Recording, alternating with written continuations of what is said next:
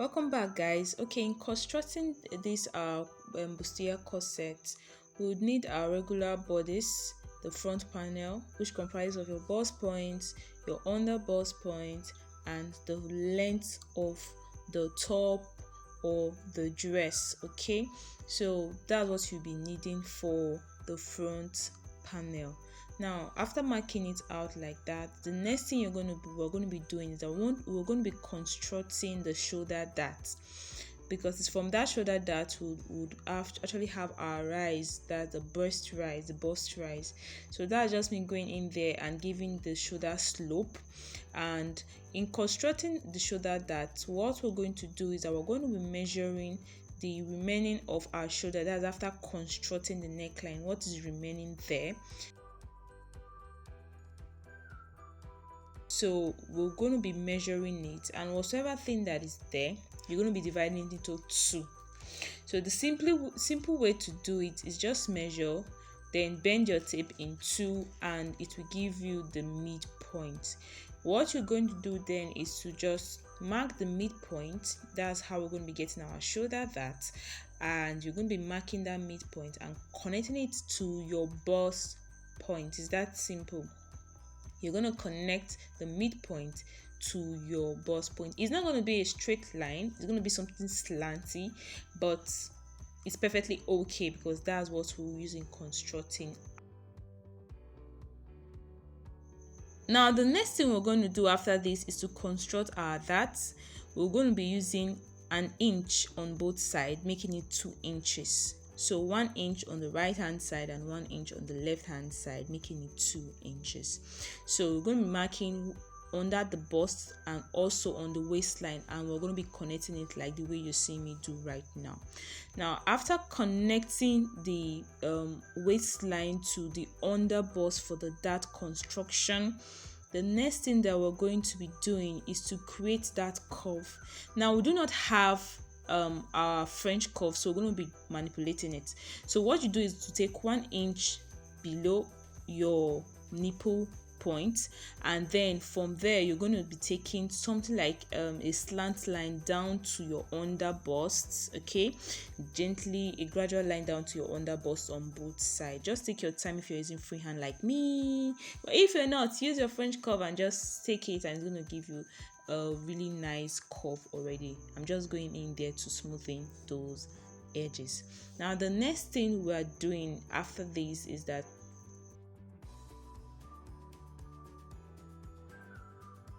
our bust point to our under bust. For me, it is 3 inches. Measure your client, make sure you know it and it's all right. Okay, so we're going to be taking the 3 inches, and the reason why I'm taking these 3 inches is that I want to use it to actually construct. You say that our shoulder that's what we'll be using to construct our shoulder dart, knowing when it's going to end and how to construct it. That's the reason for taking this particular measurement currently.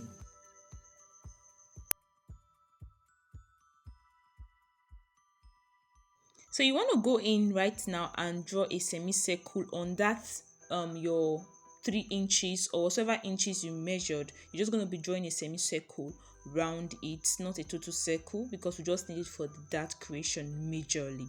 So as you're seeing on the screen, I'm going to be going 1 inch on the side close to my armhole. I'm going to be going 1 inch there, and on the side going to the center front, I'm going to be going 0.8 inches. Okay, 0.8 inches. That's what I'm going to be doing to actually create the rise, the bust rise.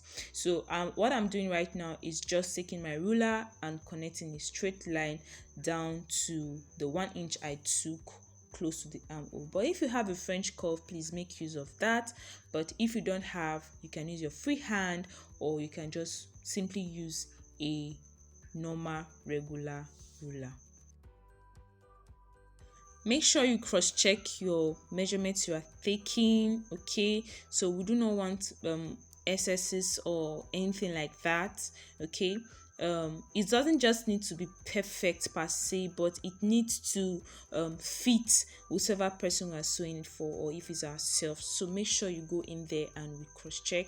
And I'm just going into smoothing those lines. You already see that our side bust, which actually has more of our breasts per se is looking out, is coming out already, and the center front is not really that curvy as the side um front. So that is perfect. Now I'm going in to just shade out the areas that we're going to be cutting out so we don't get anything mixed up. These areas shaded out, we're going to be cutting them out. They are not needed, they've served their purpose. Thank you to all the lines, they did great jobs. I'm going to be marking out where my armhole, my new armhole measurement is going to be. If you don't want it to be deep, you can actually just take it straight and connect it to your regular armhole. But I want mine to just go something like beneath my armhole, having that corset effect. So I'm just going to be going down by half an inch and just connecting it like that. So after doing that, I'm going to be taking my breast measurement. That is your bust measurement divided by 4. Take the measurement on the bust point, and don't forget to add whatsoever inch you use in creating that. Make sure you replace it. Okay, make sure you replace it. So I'm going to be adding that in there, and after doing that, I'm going to be going straight down to my waist measurement. I'm going to be taking my waist measurement, which is your waist measurement divided by 4. Whatever thing it gives you, mark it there and add your dart allowance. You see that mark shaded there, that part shaded. Make sure you measure and replace it. Okay, so after doing that, I'm going to take a ruler and just rule a straight line, and then I'm going to add my seam allowance. Please don't forget to add your seam allowance. Make sure you add it on the pattern paper. Don't wait till you get to your main fabric, you might forget. So add it on your pattern paper. Whatever seam allowance you're going to be using, add it to your pattern paper and just connect like this. The next step now is to create that scoop neck we saw on the image, the Pinterest image you're actually looking at to actually recreate this design. It's like a scoop, it's a scoop neck, I should call it that. And what I'm going to do is I'm going to go 1 inch from the center front, as you see me do now. Just carefully look at it. 1 inch from the center front, that's at my bust point. And after doing that, I'm going to kind of like curve it down, okay, to like ½ inch above my bust point. I repeat myself, 1 inch into my center front, then I'm going to go ½ inch up. Okay, so after doing that, I'm just going to do a nice curve, okay, down to that part that is the ½ inch. Just do a nice slopey line. It should not be straight, but if you want a straight neck, you can do a straight neck. Do whatever thing that is beautiful to you, that seems nice to you. It's your style, it's your own. But following our image, it's more like a scoop neck, and so that's what we are doing to give us that effect. Now my scissors is needed. I need to trim this thing off and make sure that our patterns are all nice and done. So go ahead and cut off. Make sure you take your time to do this. So go ahead and cut off all the parts that are not needed and leave the parts that are necessary. So this is our front pattern. This is our center back, our center front, and our side front. So I'm just going ahead to actually mark it out because I didn't do that at the beginning. That's our center front, and it will be on fold because I actually cut this single. So I'll be folding my material to cut this pattern. Okay, you can actually cut this pattern directly on the fabric without using a pattern paper, but hey, I love using pattern paper because it comes handy in case I want to do something or alter a particular design tomorrow. So it comes handy to me. That is why. So I'm going to be cutting out the back part of the dress. I'm going to put the side front, okay, on a fresh pattern paper, marking out the armhole and the length of the dress. Then after doing that, I'm just going to use my tape to measure, okay, my bust measurement plus seam allowance to actually see how much of the pattern paper I need. After doing that, I'm just going to draw a straight line to mark where I'm going to, like, how much pattern paper I need, just for marking sake. per se.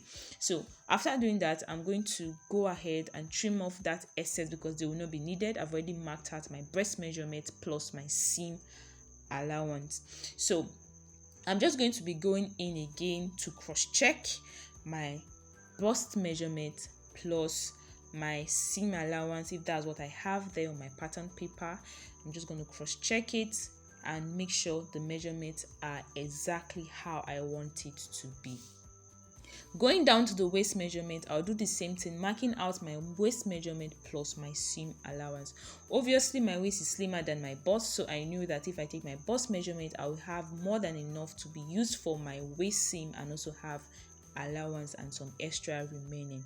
So after doing that, simply all you have to do is just connect the lines, and after connecting the lines, I will go ahead now and draw a kind of a slant line for my back slope, but you can measure yours to move probably 1 inch or 2 from your original line, but I'm just going to give a slope, not measuring. Okay, so you can actually do that. It is going to work perfectly fine and give you the result I had. Now I'm going to be marking also my waistline measurement, and what I'm doing now is cross-checking. Please guys, make sure you cross-check your work. Make sure you cross-check. So I'm cross-checking to really see if my side seams are aligning, if there's any excesses, and if I should go ahead to join them like this, which that's how we're going to be joining our fabric, if it's going to be exactly the same. So I checked and I saw that wow, it's perfect and it's good to go. So I'm going to go ahead now and mark my dart. Make sure you take your dart markings depending on how big the person is you're sewing for. So you take the dart mark and just connect it. I'll be taking 1/2 inch seam allowance on both sides, making it 1 inch for my dart allowance. So after doing that, all I have to do now is I'm going to cut. I'm going to cut out the excess of the pattern paper and leave the parts which are necessary and useful for me. Go ahead and mark out your side back and your center back so you don't get it mixed up when you are cutting on your fabric, because we do not want to waste any fabric. So make sure you go ahead and mark out your center back and your side back. So guys, this is the outcome of our cutting today. Check out the sewing tutorial to see the outcome of what we actually made, and do not forget to add your 1/2 inch seam allowances to the dart areas of your pattern. Till we see again, keep making progress. Bye.